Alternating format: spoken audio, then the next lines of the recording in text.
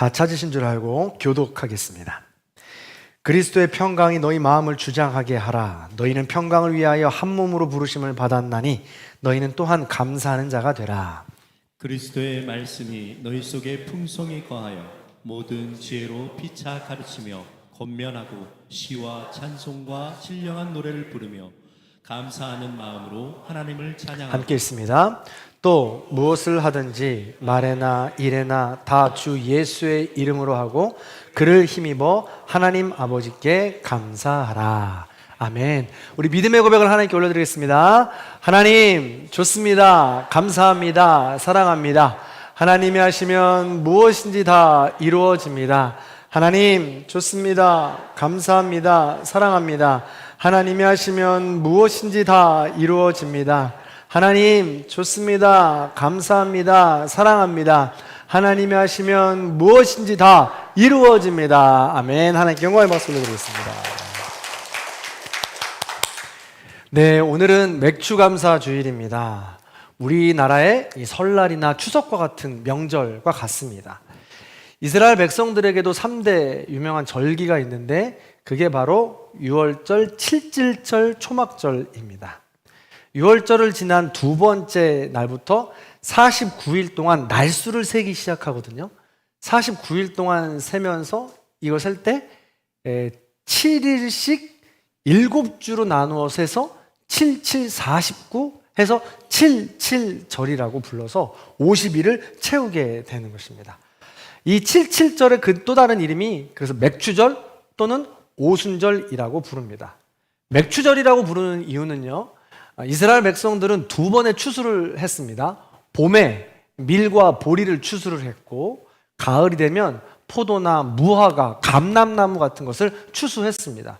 그래서 지금은 봄에 밀과 보리를 추수하기 때문에 맥추, 처음 추수했다고 해서 맥주 감사절이라고 부르는 것이죠.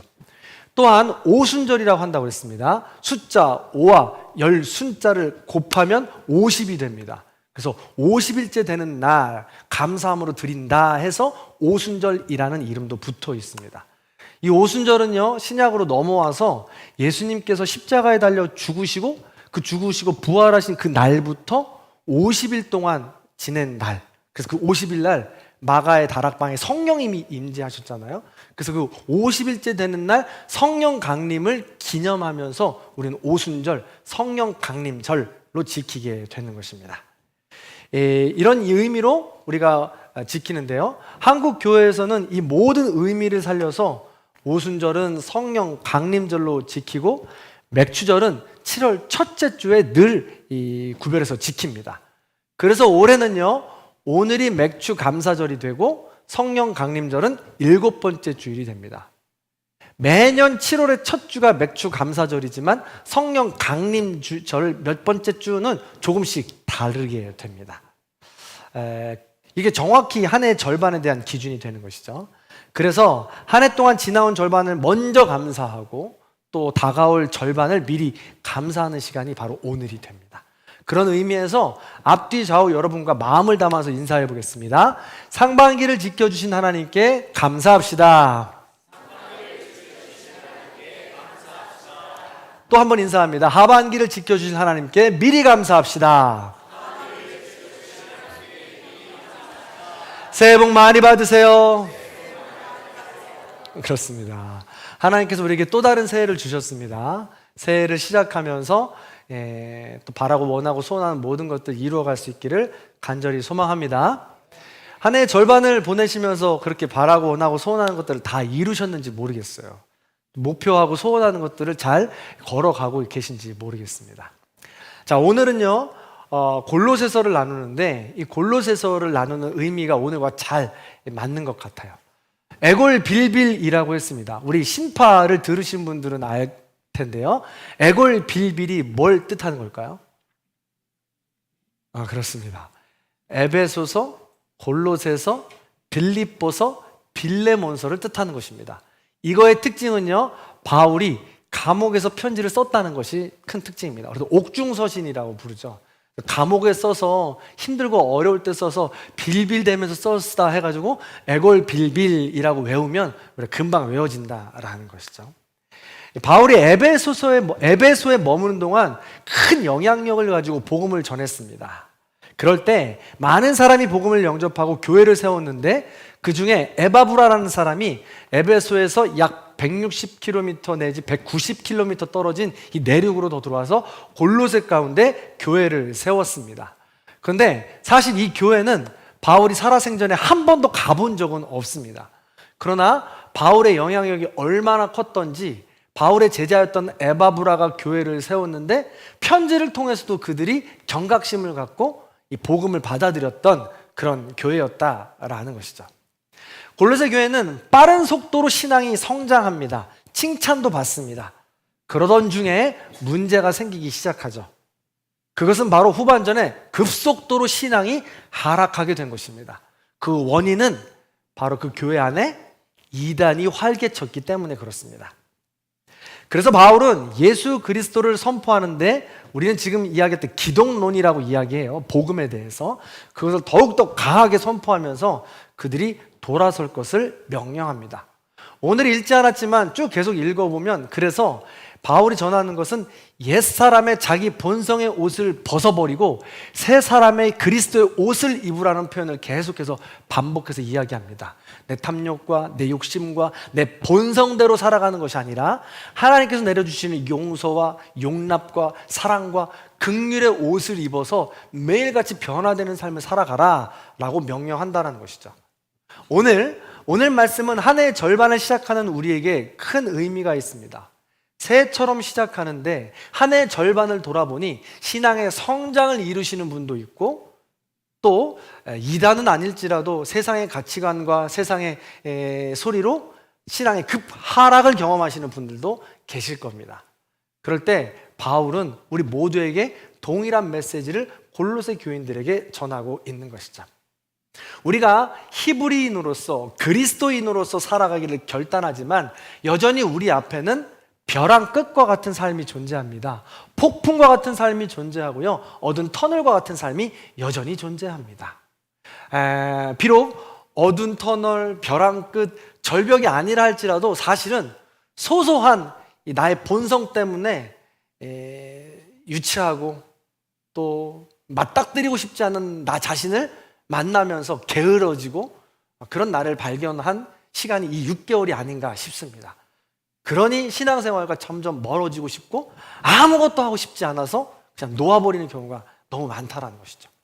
그런 우리를 발견하게 될 때 어떻게 하면 이 바울의 고백으로 어떻게 하면 우리가 다시 한번 새로운 결단을 할 수 있겠냐라는 마음으로 오늘 본문을 나누는 것이죠.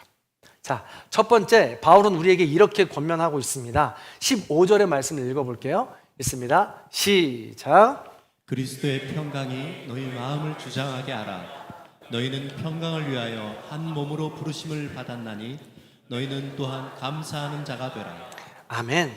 첫 번째 그리스도의 평강으로 감사하라 라고 이야기합니다. 성경에 나오는 평강은 히브리어로 샬롬이고요, 헬라어로 에이레네입니다. 뜻은 평화, 평안, 화평, 평강, 안녕이라는 뜻이 있습니다. 이런 모든 뜻들을 포함하고 있는 것이죠. 그런데 중요한 것은 그 평강이 내 뜻대로 내가 갖고 싶다고 해서 가질 수 있는 것이 아니더라 라는 것이죠. 오늘 본문에서도 그리스도의 평강이 너희 마음을 주장하게 하라 라고 되어 있습니다. 주장하게 하라는 것은 내가 내 뜻대로 내 마음에 항상 평강을 마음대로 들여놓지 못한다라는 것을 전제하는 것이죠. 평강의 주인은 그리스도시요, 우리는 평강을 받는 존재라는 것을 우리는 먼저 깨달아야 합니다. 요한복음 14장 27절에도 정확하게 말씀하고 있죠. 평안을 너에게 끼치노니 곧 나의 평안을 너희에게 주노라 라고 표현하고 있습니다. 다시 말해 하나님께서 평강을 주셔야 우리는 그 평강을 받을 수 있다라는 것이죠.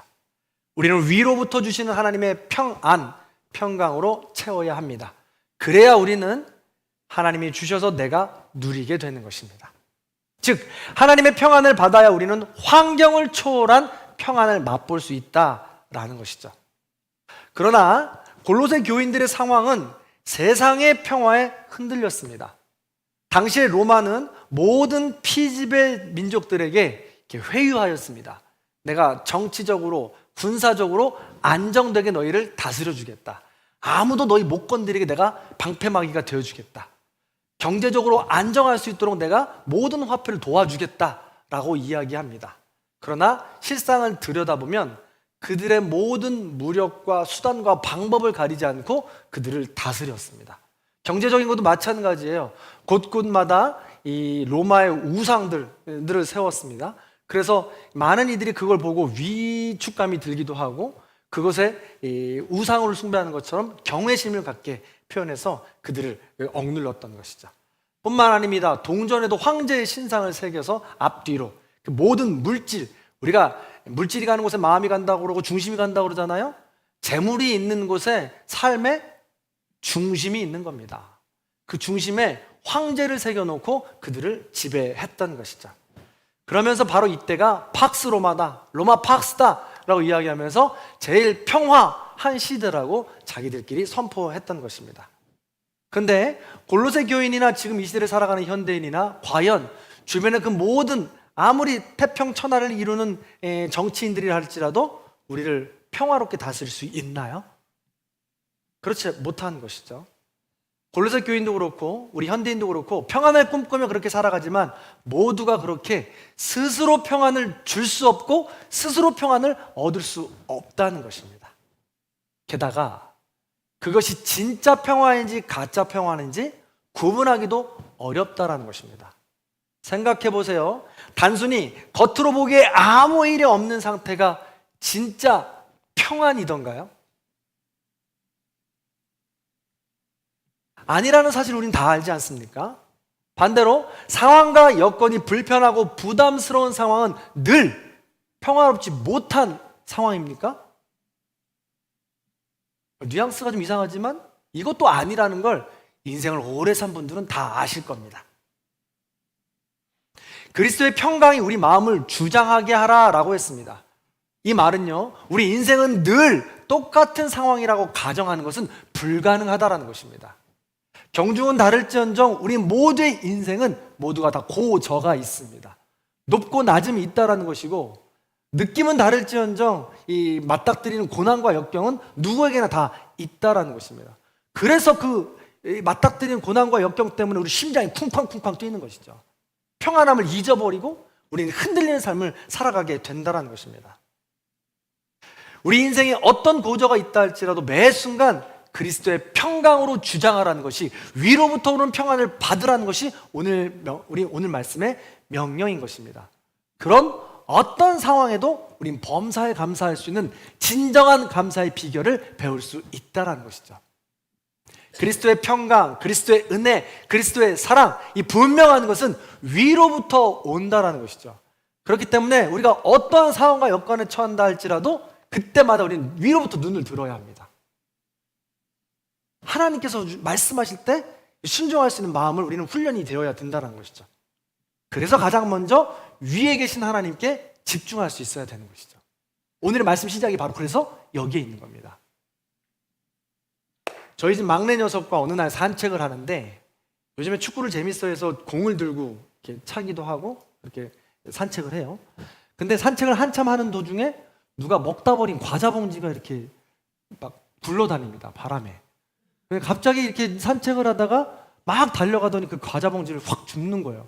제가 뒤에서 소리쳤죠. 더러워! 줍지 말라고! 라고 이렇게 소리쳤어요. 왜 줘?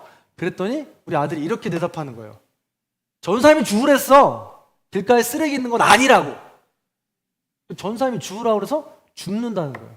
근데 알고 봤더니 이 어린이부에서 얼마 전에 플로깅을 한 거예요. 플로깅이 뭐냐면 이 조깅하면서 줍는다는 것이죠. 요즘에 한참 유행인데 등산하면서 모두가 까만 봉지라던가 쓰레기를 담을 수 있는 봉지들을 들고 다닙니다. 그래서 등산 올라가면서 쓰레기를 담든가 아니면 내려오면서 산속에 있는 쓰레기를 담는 거죠. 이게 창조적인 삶을 살아가는 사람들의 특징인 것이죠. 그래서 우리 어린이부도 그 사역을 한번 했나 봐요. 우리 마을 근처에서 돌아다니면서 아이들이 쓰레기를 줍는 일을 한번 했나 보죠. 근데 전사님이 주우랬다고 그걸 줍는 거예요. 제 친구 중에도 그런 친구가 있거든요. 등산을 같이 갈 때면 항상 이 검은 봉지를 가지고 와서 담는 친구가 있어요. 나중에 가방에 넣고 내려오는 거죠. 그래서 이렇게 이 아이도 하는가 보다 싶었어요. 그래서 제가 나중에 그래서 또 물어봤어요. 그래서 더럽고 싫은데 죽고 싶어? 괜찮아?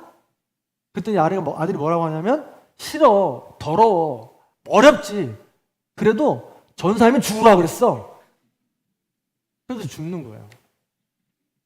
뭘까요? 이게 뭘까요? 아빠 말보다 합기도 관장님 말이 더 우선이에요. 아빠 말보다 우리 지금 교육부 전도사님 말씀이 더 우선인 거죠. 이걸 뭘 말하냐면 하기 싫지만 해야 하는 그 일을 할 수 있는 힘이 어디서 오나요? 그 힘은 위로부터 오는 거예요. 그 일이 매번 좋을 수도 없어요. 매번 하고 싶지도 않습니다. 그럼에도 불구하고 그 일을 할 수 있는 힘과 능력은 위로부터 오는 거예요. 마찬가지입니다. 여러분, 자기가 존경하는 권위자가 있기에 그 권위자가 하는 명령, 사랑, 평강으로 그 일을 할 수 있다는 것입니다. 가정의 일, 교회의 일, 일터에서 매 순간 일상에서 우리의 마음을 지키는 일이란 얼마나 어렵습니까? 특히 화평케 하는 일은 얼마나 어려워요? 그러나 하나님의 자녀니까 하나님이 하라고 하니까 일단 해보는 겁니다. 더럽지만, 불편하지만, 손해보는 일 같지만, 정말 자존심 상하지만 그 일에 가치가 생기고 그 명령 따라 하다 보면 그 일은 감사로 변하게 된다는 것이죠. 하나님은 그렇게 분명히 그리스도의 평강이 너희 마음을 주장하게 하라라고 말씀하셨습니다. 단번에 되는 일이 아니라는 것을 오늘 본문 말씀을 통해 우리는 알 수 있는 것이죠. 그래서 매 순간 우리는 나의 분노가 나를 주장하지 않도록, 나의 재물이 나를 주장하지 않도록, 나의 욕심이 나를 주장하지 않도록 오로지 그리스도의 평강이, 그리스도의 뜻이, 그리스도의 은혜가 나를 주장하도록 감사를 담아서 선포하라는 것입니다. 그럴 때 우리의 감사가 더욱더 성숙해져 나가고 단단해져 갈 수 있다라고 이야기를 하는 것이죠. 성도 여러분, 하반기에는 우리의 진정한 화평과 감사의 삶은 하나님으로부터 시작된다는 것을 고백하며 하나님만 바라보시기를 간절히 축원합니다. 두 번째입니다. 두 번째, 그리스도의 말씀으로 감사하는 것입니다. 자, 16절의 말씀을 같이 읽어볼게요. 읽습니다. 시작. 그리스도의 말씀이 너희 속에 풍성히 거하여 모든 지혜로 피차 가르치며 권면하고 시와 찬송과 신령한 노래를 부르며 감사하는 마음으로 하나님을 찬양하고. 아멘. 바울의 멋이 바로 여기 있는데요, 이 은유를 참 잘 맞춰요. 그리스도의 평강으로 감사하는 자가 되라 라고 하는 것처럼 16절에서는 그리스도의 말씀으로 감사하라 라는 것으로 은유를 맞추는 바울이 대단히 훌륭하죠. 말씀으로 맞추라고 했습니다. 감사하라고 했습니다. 말씀이 우리 안에 거한다라는 것은 어떤 의미가 있습니까? 거한다라는 것은 말씀은 살아있다는 것입니다. 살아있기 때문에 우리 안에서 움직인다는 것이고, 움직이기 때문에 우리를 움직이게 할 수 있는 능력이 있다는 것이죠. 실제로 이런 표현들은 성경 곳곳에 나와 있습니다. 특히 히브리서 4장 12절에 보면 우리가 너무 잘 아는 말씀이죠.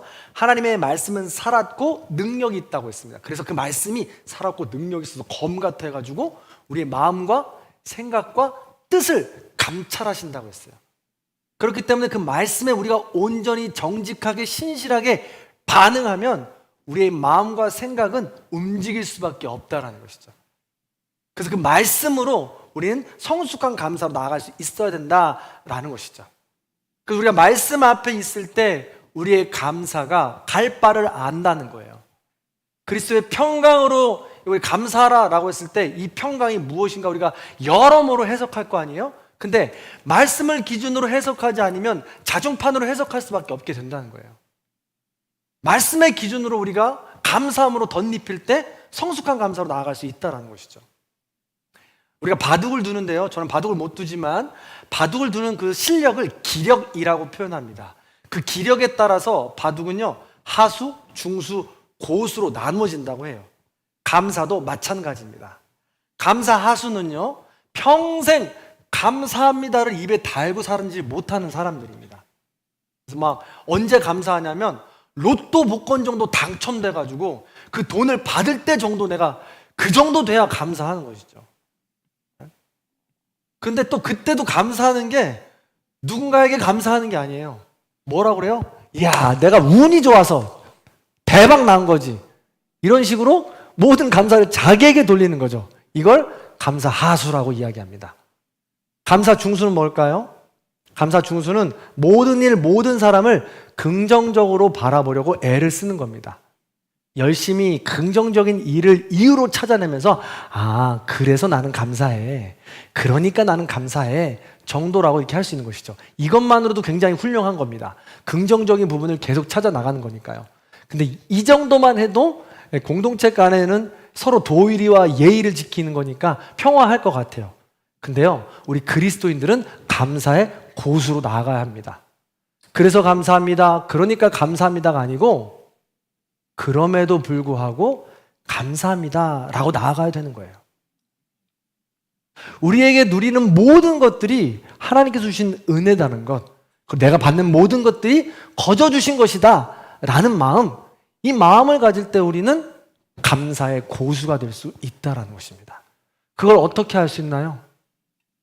그것을 말씀을 통해서 알 수 있는 거예요. 말씀을 통해서만이 우리가 받은 모든 것들이 거저 맞는 것이라는 은혜를 누릴 수 있다는 것입니다. 그래서 하나님의 선하신 뜻을 믿고 소망을 갖기 때문에 우리 어떠한 고저, 역경, 고난 가운데도 하나님의 섭리라고 믿을 수 있기 때문에 우리는 힘을 낼 수 있는 것이죠. 그 근거가 바로 이 말씀이라는 것입니다. 그래서 결국 다시 일어나라 오직 말씀으로 이 우리 표현은요, 우리의 풍성한 삶, 행복한 삶을 위해 필수가 되는 것입니다. 말씀이 반드시 필요하다는 거예요. 그래서 여러분, 제가 얼마나 괴롭히고 지금 귀찮게 합니까? 다른 말 암송하라고 그래, 통독하라고 그래, 심파하라고 그래. 그래도 계속 하라고 할 거예요. 멈추지 말라고 할 겁니다. 그리스도인이 어떻게 말씀 안 먹고 양식으로 살아갈 수 있습니까? 무슨 감사의 고수로 올라설 수 있겠어요? 이걸 우리가 말씀 날마다 암송하고 있어야 힘들고 어려울 때, 또 어떨 당황스러울 때 이 말씀이 툭툭 튀어나오는 거예요. 23편은 더더구나 그렇습니다. 내가 사망의 음침한 골짜기로 다닐지라도 내가 해를 두려워하지 않을 것은 주께서 나의 막대기와 지팡이가 되어주십니다. 어두운 터널을 지날 때 내가 이 말씀 계속해서 암송하는 거죠.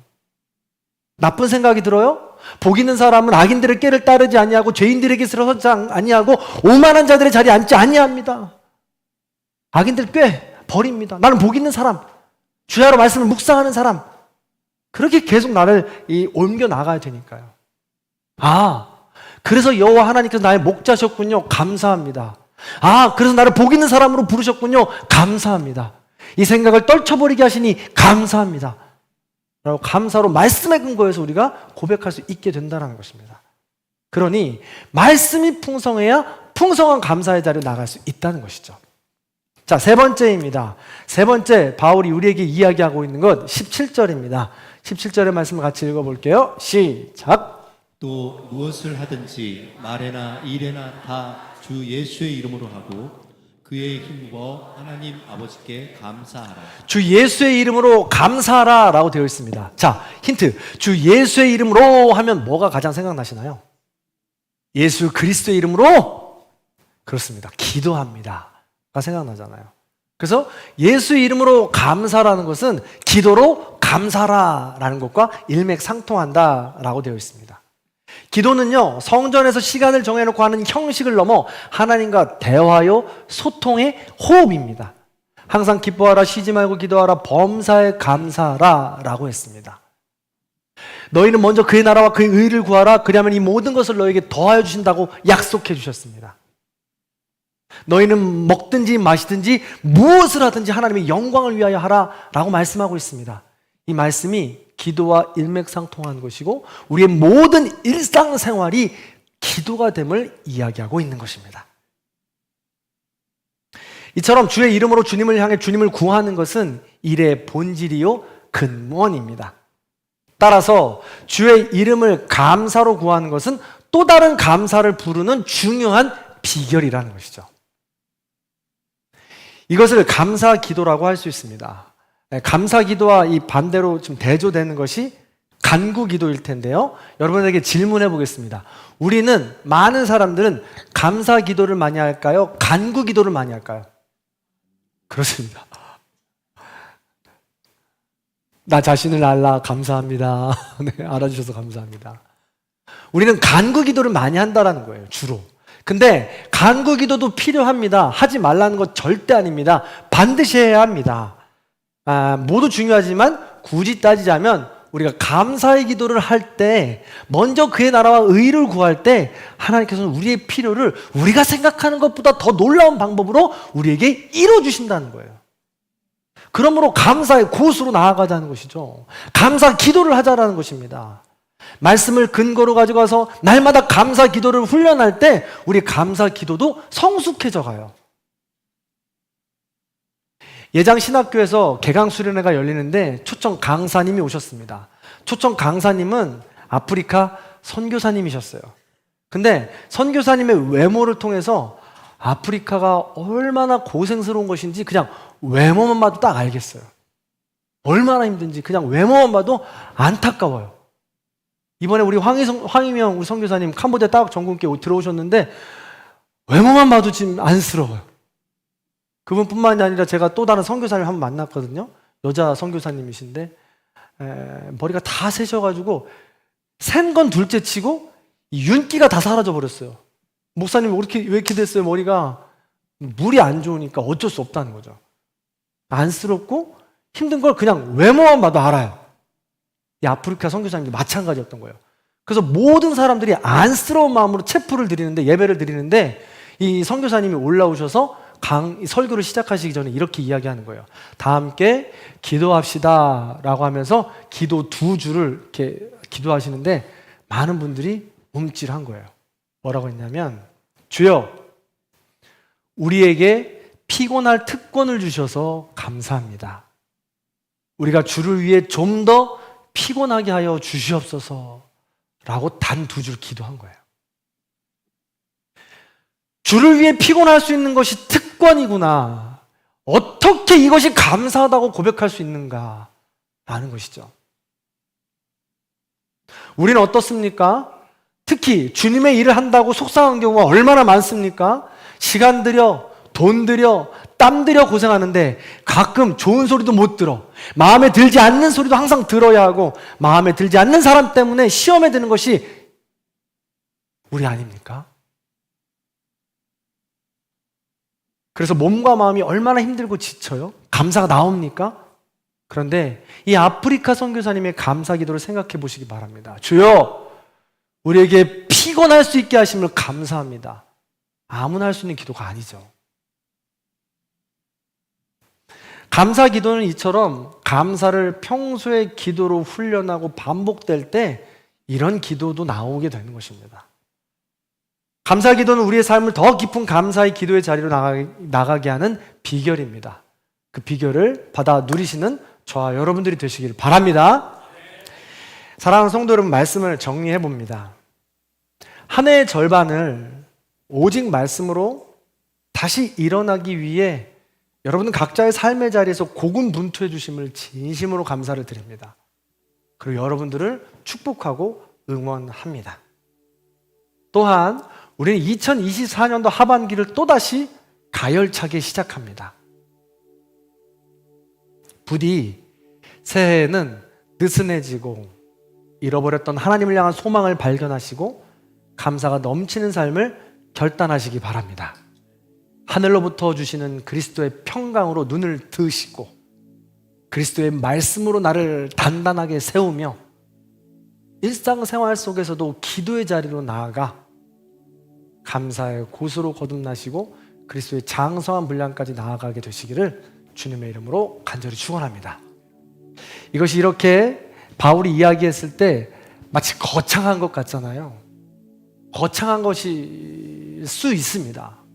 그러나 우리에게 주어진 삶의 환경이 다르고 나의 마음의 위치가 다 다르기 때문에 어느 부분에서 어떻게 느껴도 상관이 없어요. 사소하게 소소하게 일상 속에서 조금씩 깨닫고 조금씩 하나님과 교제하는 것이 중요합니다. 저 사람은 하나님을 저렇게 만나서 저렇게 감동적으로 사는데, 아니요, 비교할 필요가 절대 없어요. 그냥 내가 만난 하나님을 만나게 되는 것이죠. 그래야 우리 가운데 정직함과 솔직함으로 하나님을 대면하는 시간들을 맞이하게 되는 것입니다. 저도 창피하지만 부끄럽지만 하나 이야기를 해드리고 마치려고 합니다. 제가 지난주에 우리 경기 남로의 여신도의 연합회 영성수련회를 우리 안성제일교회로 다녀왔습니다. 안성제일교회로 다녀오는데 그 교회는 큰 교회이기 때문에 이 교역자들이 많아요. 목사님들이 많습니다. 근데 이제 우리 같은 노회에 소속되어 있는 목사님들이라 평소에 잘 알고 지내는 분들이죠. 근데요, 저희가 저희 교단 내에서 1년에 한 번씩 전국 목회자 축구대회가 있어요. 전국 목회자 축구대회를 봄에 하는데 목사님들과 함께 발을 맞추고 나가는 거죠. 전국 목회자님들이 모이니까 얼마나 큰 대회겠어요. 저희가 속한 이 경기 남로에는 2부 리그예요. 실력이 그만큼 잘 못하는 거죠. 네, 이제 저도 선수예요. 그래서 우리 남로에 소속되어 있는 여러 목사님들이랑 열심히 운동을 해서 참여를 올 봄에 했습니다. 올 봄에 해서 4전 4승을 했어요. 그래서 저희가 내년에는 2부에서 1부 리그로 올라갑니다. 잘했어요. 방송이 아니 그건 아니고요. 그렇게 해서 갔는데 그렇게 함께 땀을 흘리면서 운동을 했으니까 굉장히 친하다고 생각이 돼요. 마치 전우처럼 말이죠. 그러니까 제가 그 교회 가서 그 전우를 발견하고 얼마나 반가웠겠어요. 들어가자마자 앞뒤 재지 않고 너무 반가워가지고 막 달려가가지고 목사님 잘 지냈어요 하고 반갑게 인사를 하는데 시큰둥해요. 우리가 이렇게 친했었나 하는 그런 눈빛이죠. 그래서 너무 민망해가지고 그래요 하고 인사하고 안으로 들어갔죠. 얼굴이 새빨개져가지고 어떻게 되나 뭐 그런가 보다 하고 이렇게 해서 인사하고 끝냈어요. 그런 다음에 우리 원로 목사님께서 설교이신지라 이 PPT 자료를 제가 만들어 갔어요. 그 자료를 방송실에 잘 전달하고 악보들이 잘 전달됐는지 확인이 위해서 방송실로 갔는데 거기에도 전우가 2명이나 있는 거예요. 아니냐 하니까 또 반가운 마음에 잘 지냈냐고 내가 막 인사를 했죠. 한참 후배거든요. 고맙다고 반갑다고만 인사하는데 여기도 시큰둥해요. 너무 민망해가지고 이렇게 인사하다가 방송 장비가 굉장히 최첨단이고 그래가지고 이 기계들은 어떻게 쓰는 거야 하고 물어보고 이건 어떻게 돌려보는 거야 물어보는데 대답도 막 시험처럼 막 그래요. 그래가지고 그냥 내려갈게요 하고 내려오는데 그때도 막 얼굴이 화끈거리는 거죠. 민망하고 막 내려오는데 굉장히 교회가 크기 때문에 내려오는 계단도 길어요. 내려오면서 혼자 얼굴 빨개지고 막 화가 나고 내가 한참 후배들인데 뭐라고 한마디 했어야 되나 버릇을 단단히 고쳐줬어야 되나 막 이런 마음도 들고요. 그래서 내려오면서 곰곰이 생각해 보니까 갑자기 이런 생각이 들었어요. 노하기를 더디하고 듣기를 속히 하라. 잠언 말씀도 생각이 나면서 내 마음을 물어보는 거죠. 하나님, 제 속에 일어나는 이 마음은 무엇이고 어디서 오는 겁니까? 물어보기 시작했어요. 하나님, 내 느낌 이거 어떡하죠? 이 감정 어떡하죠? 어디서 오는 거죠? 왜 이러죠? 라고 계속 물어보는 거죠. 그랬더니 제 마음속에 하나님께서 그렇게 말씀하시는 것 같아요. 서운했구나. 불쾌했구나. 너는 반갑다고 갔는데 그렇게 해서 마음이 상했구나. 우리 하나님 저한테 그러시는 거예요. 그러면서 너 좀 교만했구나. 네가 뭘 한참 선배라고 네가 뭐라고 가서 또 그렇게 제대로 인사해 주길 바랬냐. 뭐 이런 마음까지 이렇게 드는 거죠. 그러면서 강당에 들어서 계속 기도하게 되더라고요. 그랬군요, 하나님. 제가 그랬군요. 그렇게 한참 마음을 나누면서 기도하다 보니까 나중에 이런 생각도 들어요. 토요일 날 너무 바쁘고 한참 바쁜데 괜히 이런 큰 행사를 우리 교회에서 해가지고 그들은 지금 짜증이 나 있는 거예요. 바쁘기도 한 거죠. 그런데 바빠 죽겠는데 와서 계속 말 걸고 하니까 좀 바빴던 거죠. 그러니까 저를 신경 써줄 틈도 없었던 거고요. 그런 마음들을 조금씩 이해하게 되더라고요. 그리고 나서요, 집에 와서 영원한 내 편이 있잖아요. 우리 아내. 집에 가서 막 또 쏟아 놓는 거죠. 이랬더라 저랬더라 쏟아 놓으니까 내 편이니까 내 말만 들어주는 거 아니에요. 이 모든 안에 있는 이 쓴 마음들, 감정들이 다 소화가 되더라고요. 아무렇지도 않고 말이죠. 이 원리인 거예요. 그러면서 감사한 마음이 다시 솟구쳐 오르게 되고, 그럼에도 불구하고 비아냥거리는 말이라도 하지 않아서 천만 다행이다 제 마음속으로 싶었던 거예요.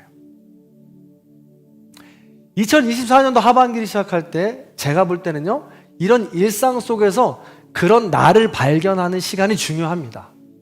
약간 좀 찌질해 보인다 할지라도, 연약해 보이고 부족한 모습이라 할지라도 나만 아는 그 모습을 하나님께 내어놓고 영원한 내 편 누군가를 만들어서 함께 기도를 요청하는 것, 이런 과정들이 계속해서 반복해 나아갈 때에 우리는 더 성숙해져 나가는 사람이 되고, 누군가 갑자기 무방비 상태에서 나를 공격한다 할지라도 내 마음의 쿠션은 강하고 담대해지고 감사가 고수로 이 성장에 있어서 어떻게 공격해도 난 다 쳐낼 수 있는 거죠. 그 사람 때문에, 그 상황 때문에 내가 일주일 내내 고민하지 않을 수 있는 거죠. 그런 감사의 고수, 그리스도의 장성한 분량까지 우리는 나아가는 것입니다. 부디 2024년도 하반기에는 그렇게 감사의 고수로 그리스도의 장성한 분량으로 승리하시는 저와 여러분의 삶이 다 되시기를 주님의 이름으로 간절히 축원합니다. 그 마음을 담아서 이 찬양 고백하겠습니다. 가사를 잘 기억하시면서 한 해를 다시 한번 결단했으면 좋겠습니다.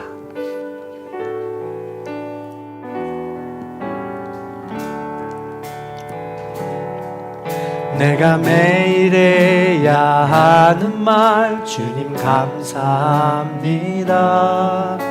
이 고백할 때의 모든 불평 다 사라지네. 내가 매일 해야 하는 말, 주님 사랑합니다. 이 고백할 때의 모든 공허함 사라지네. 내가 기억해야 하는 것, 주 날 사랑하시네. 이 세상 그 무엇도 그 사랑 끊지 못해. 내가 연약하고 부족해 매일 넘어질 때도 더 깊이 여기사 나를 더욱 사랑하시네. 날 사랑하심, 날 사랑하심, 날 사랑하심 성령의. 우리 처음부터 다시 한번 찬양합니다. 내가 매일 해야 하는 말, 내가 매일 해야 하는 말, 주님 감사합니다.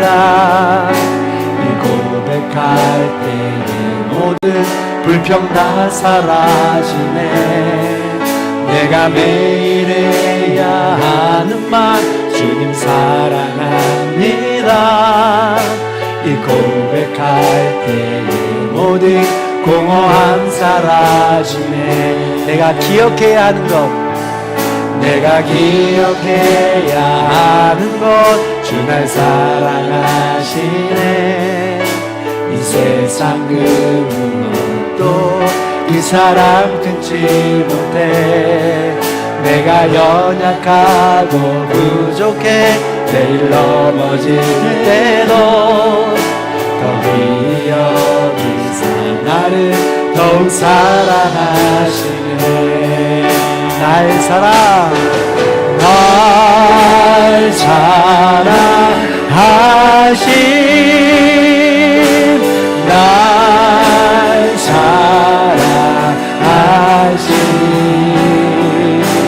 날 사랑하심 성령의 날 사랑하심, 날 사랑하심,